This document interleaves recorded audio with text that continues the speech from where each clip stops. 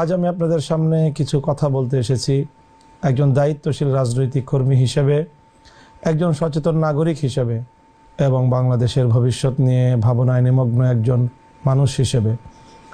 কোনো ব্যক্তিগত স্বার্থ নিয়ে নয়, বরং একান্ত দায়বদ্ধতা, আমানতদারি এবং আল্লাহর কাছে জবাবদিহিতার ভয় নিয়ে।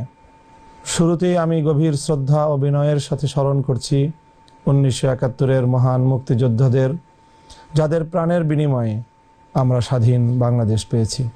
স্মরণ করছি শাপলা গণহত্যা, জুলাই আগস্ট বিপ্লব ও পিলখানা হত্যাকাণ্ডে নিহত সকল শহীদদেরকে, যাদের অসীম সাহসিকতা, ত্যাগ, তিতিক্ষা ও রক্তের ওপর দাঁড়িয়ে আজ আমরা স্বাধীনতা, সার্বভৌমত্ব ও ন্যায্যতা নিয়ে কথা বলতে পারছি।